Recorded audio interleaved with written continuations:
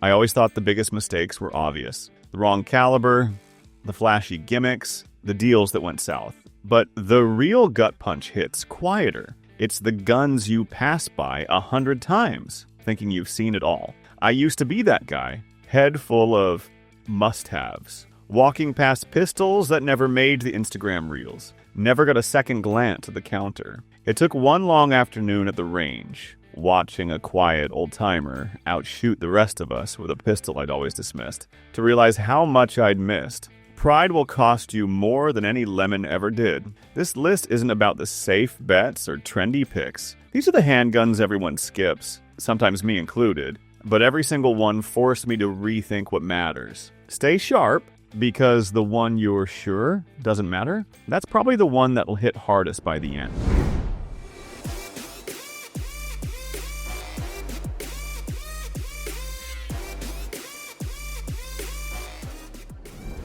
January had me chasing the Glock 19V series all over town. Every shop giving the same answer. Nothing in stock. Check back next week. I finally gave up and drove out of town, thinking I'd finally score one and get home quick. Walked into the small shop, asked about the Glock, and before I could even finish, the counter guy was already holding out a CZ P10C. Just try it. You're making a mistake if you don't. I laughed him off and said, I've had a P10C at home for years. He grinned. Then you know you're skipping the one gun that always works. That stuck with me on the drive back. At home, I pulled the CZ from the safe, dusted it off, and took it out for a real run, just to see if it still deserved its old reputation. All that time chasing the next big thing, I'd forgotten why I kept the P10C around. Every mag ran smooth, groups stayed tight, and it felt like slipping back into boots that always fit. By the end, I found myself defending the CZ to another shopper. The real mistake wasn't missing out on the Glock. It was nearly forgetting the pistol that kept proving me wrong. The Storm was never my crown jewel, just another face in the safe. Rarely the first gun I reached for. I'd had it long enough to forget the details, never hated it, never loved it. Then last year, the rumor hit that Beretta was discontinuing the PX4. That was my cue to move on. I boxed it up, half smiling, thinking, might as well let someone else chase parts for this thing. I nearly hauled it down to the shop, but a lousy trade offer and a split second of second guessing made me hesitate. The deal was so bad I laughed and took the PX4 back home. Told myself I'd figure it out later. Thing is, later never came. The PX4 slipped back into the rotation. Not by choice, but by sheer inertia. I didn't keep it for love or nostalgia, just stubborn practicality. It survived, not because it was a legend, but because no one else wanted it as much as I thought. Sometimes I look at the PX4 and wonder if I'm stubborn or just afraid to admit it's the only one that never let me down. Maybe it's not a keeper. Maybe I just can't quit it. Either way, it's still here. And the next gun? That one's got me questioning who I really trust, even when I don't want to. I never owned an HK-P30 comfortably, but I can't count the times a buddy tried to put one in my hand at the range. This time was no different. He was all fired up, saying I just hadn't given it a real chance. He handed it over, eyes bright, waiting for me to get converted on the spot. I took the P30, gave it a once-over, already bracing for disappointment. From the first grip, nothing lined up. The texture wasn't bad, but the gun never sat right in my palm, and the trigger felt foreign, like it was built for someone else. I tried to push through, rapid fire, slow shots, change my grip, nothing made it click. The whole time, I just wanted my own pistol back, watching my groups go from mediocre to barely passable. My buddy stood there grinning, waiting for that moment of conversion. I handed the P30 back and shrugged, not wanting to start an argument. Truth is, I still don't trust it. But here's the thing. Every time I see someone run a P30 and chew the center out of a target, I start to wonder if the real problem isn't the gun. Maybe it's me. That's the kind of gun you skip once, but never quite forget, especially when it keeps making you question yourself. This one started as a running joke with my crew. Every range day, someone would needle me. Still running that old piece. When are you finally going tactical? The FN509 Tactical was always their punchline, and I got sick of hearing it. I didn't buy in because I wanted it.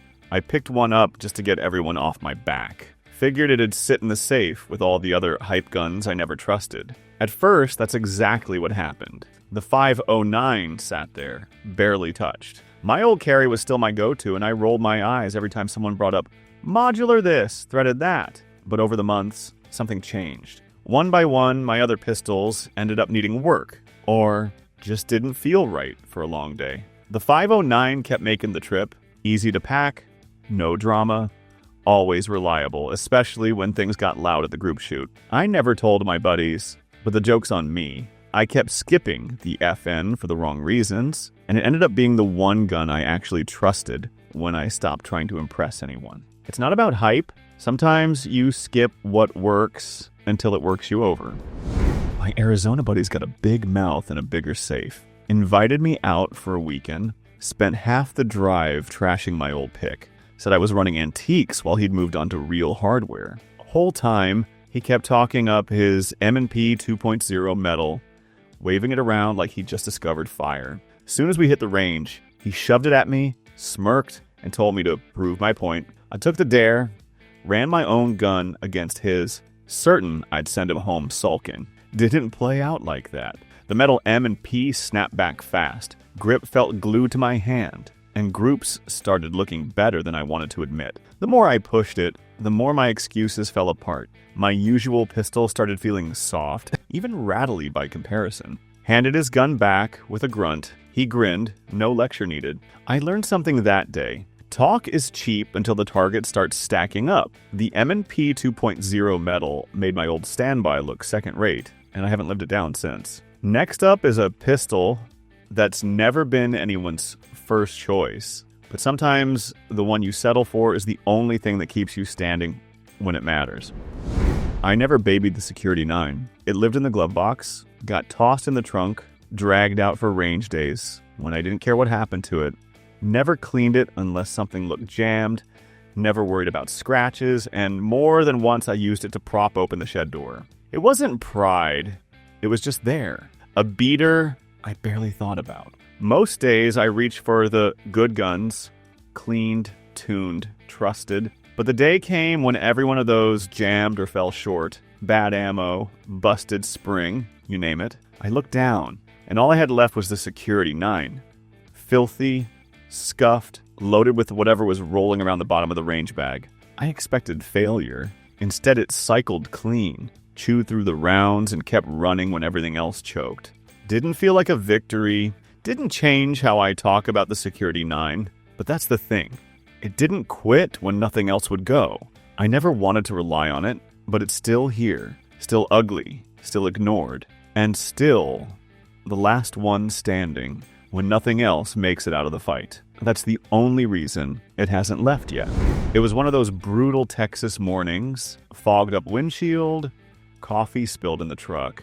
Already late for a training day, I couldn't skip.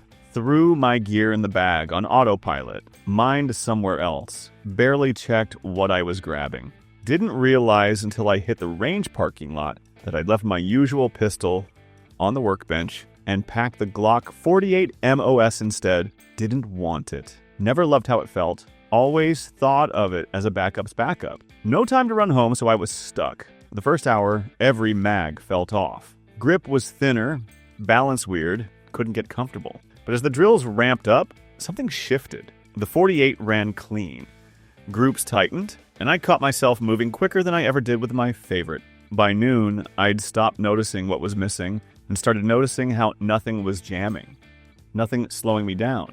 All the fuss about right tool for the job seemed like a joke. Drove home that night shaking my head. The gun I never meant to use ended up saving the whole damn day. And if you think that's odd, wait until you see what happened when I gave a real underdog a shot. The one everyone mocked but nobody saw coming. I'll admit it, I'd talked more trash about Taurus than anyone. I saw too many G3Cs jam, fail, or come back from the range looking like they barely survived. Most of the crew wouldn't touch one unless they were desperate. And that's why I picked up a GX4 carry on a whim, mostly for laughs, half expecting it to choke and give me another story to tell. First trip to the range, I was waiting for the classic Taurus meltdown. Never happened. Every mag ran clean, no feeding issues, no weak primer strikes. I pushed it harder, swapped ammo, let it get dirty. Still nothing.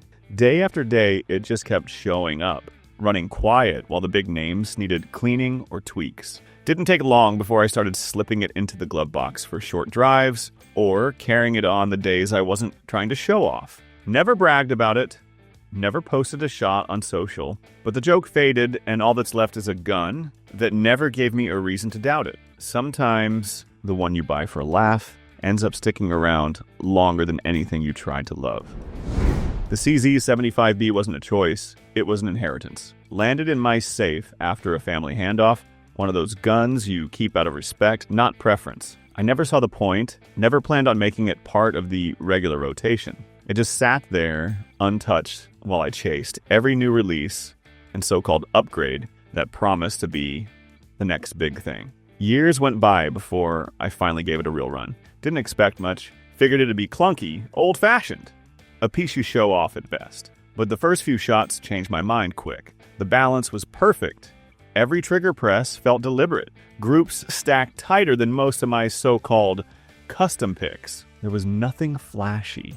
Just a quiet, heavy confidence in the hand. The kind that comes from a gun that's seen more years than half the shooters on the line. I finished that range session knowing exactly why it was passed down and never sold off. The CZ75B outlasted the hype and the trends, and it earned its place by simply doing what it was built for. No apologies, no second guessing, just pure substance. Some guns just deserve to stay.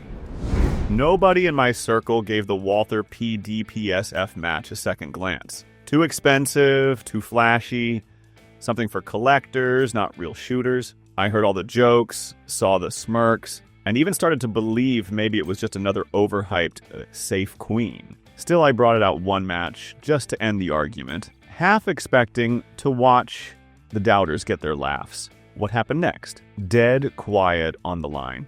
First mag, the PDPSF match, snapped shots where I aimed before I even realized I was on target. Groups stacked, splits dropped, and for the first time in a long time, I wasn't chasing the pack. I was setting the pace. My confidence shot up, and so did the scores. Every legend pistol on the range started looking nervous. By the end of the day, the same guys who rolled their eyes were lining up to try it, asking questions they never thought they'd have. The PSF match didn't just hold its own. It embarrassed the competition and rewrote what top pick meant for me. Skip it if you want, but you're skipping the one gun that turned doubters into believers and owned every second it was on the line. Funny thing about regrets, they're usually loud and easy to spot. But the mistakes that stick the longest are the quiet ones. The pistols you barely notice until it was almost too late. I've carried the hype guns and watched them fade. I've seen shooters win matches and walk away with nothing but an old, boring pistol on their hip. Every handgun in this list taught me something I didn't want to learn. Your blind spot will always find you, and it rarely comes with a warning. So now I'm asking, what did you skip, pass up, or mock until it came back to haunt you? Drop it below, because the worst mistake is thinking you already know. I'm Steve, and trust me, I'm still figuring out what I nearly missed too.